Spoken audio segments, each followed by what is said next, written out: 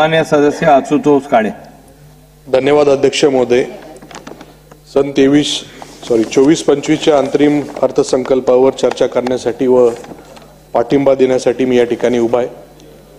अत्यंत चांगला आणि विकासाला चालना देणारा व सर्वसामान्य माणसाचं कल्याण करणारा आणि सर्व समाजाचं हित जोपासणारा असा अर्थसंकल्प राज्याचे उपमुख्यमंत्री आदरणीय अजितदादा यांनी या ठिकाणी मांडलाय। मी त्यांचं आणि सरकारचं त्याबद्दल अभिनंदन करतो। अध्यक्ष महोदय, त्या अर्थसंकल्पामध्ये सर्वच समाजाने सर्वच घटकांना विचारात घेऊन हा अर्थसंकल्प मांडलेला आहे।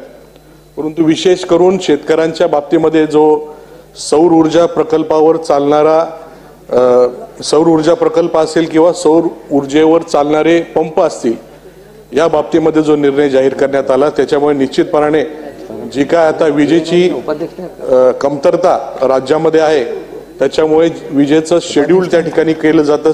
सकाळी संध्याकाळी किंवा रात्री अशा 2 टप्प्यामध्ये जी वीज देण्यात येते। या सौर ऊर्जेवर चालणाऱ्या पंपामुळे निश्चितपणाने शेतकऱ्यांना दिवसा विजेचा वापर करून सिंचन त्या ठिकाणी करता येईल आणि म्हणून त्या माध्यमातून सर्वच शेतकऱ्यांना त्या ठिकाणी फायदा होणार। दुसरा महत्त्वाचा विषय म्हणजे पाण्याच्या बाबतीमध्ये मी दादांना विनंती करेल का रिप्लायमध्ये जे काही नगर नाशिक मराठवाडा या भागामध्ये पाण्यावरनं भांडणं होता, गेले 4 वर्ष आपण जर पाहिलं तर चांगल्या प्रकारचा पाऊस झाला, अतिवृष्टी झाली आणि म्हणून नगर नाशिकचे धरणं भरून खालच्या धरणांना पण मोठ्या प्रमाणामध्ये पाणी मिळालं। खालचे धरणं सुद्धा ओव्हरफ्लो झाले आणि म्हणून पाण्यावरनं कधी भांडणं झाली नाही। परंतु या वर्षी दुष्काळाची परिस्थिती पूर्ण महाराष्ट्रामध्ये त्या ठिकाणी झाली आणि म्हणून जायकवाडी धरण असेल, खालचे धरणं असतील, कमी प्रमाणात भरले। त्याच्यामुळं वरच्या धरणांवरचं पाणी खाली त्या ठिकाणी सोडण्यात आलं।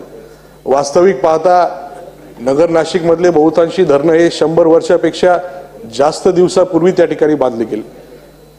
सुरुवातीच्या काळामध्ये सिंचनाला बारमाही पद्धतीने पाणी मिळत होतं। जसं जसं नागरीकरण वाढलं, लोकसंख्या वाढली, पिण्याचं आरक्षण त्या ठिकाणी वाढलं आणि म्हणून शेतीचं किंवा सिंचनाचं पाणी त्या ठिकाणी कमी झालं आणि म्हणून रिप्लायमध्ये नगर नाशिक आणि मराठवाड्याचा जो काही वाद आहे तर पश्चिमेकडचं पाणी पूर्वेकडे वळवण्यासाठी जर कुठली घोषणा दादांना करता आली तर ते आमच्या गोदावरी कालव्यांच्या सर्व लाभधारक शेतकरी असतील किंवा नगर नाशिकचे जे काही शेतकरी असतील, मराठवाड्यातले शेतकरी असतील, यांना पुरेसं पाणी त्या ठिकाणी उपलब्ध होईल अशा प्रकारची मागणी विनंती या ठिकाणी करतो।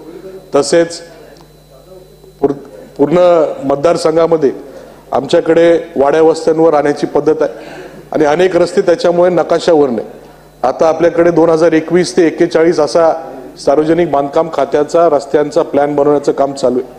सुरुवातीच्या काळामध्ये किंवा मागच्या 2 वर्षापूर्वी हे जे काही काम होतं हे सार्वजनिक बांधकाम खात्याकडनं केलं जात होतं, परंतु आता ग्राम मार्ग असेल किंवा इतर जिल्हा मार्ग असेल हे रस्ते ग्रामविकास खात्याकडनं नकाशावर आणले जातील, त्यांना नंबर दिला जाईल आणि म्हणून त्या बाबतीमध्ये 2020लाच माझ्या कोपरगाव मतदारसंघातले 410 रस्ते 810 किलोमीटरचे याचा प्रस्ताव मंत्रालयामध्ये त्या ठिकाणी मी पोहोच केलेला आहे।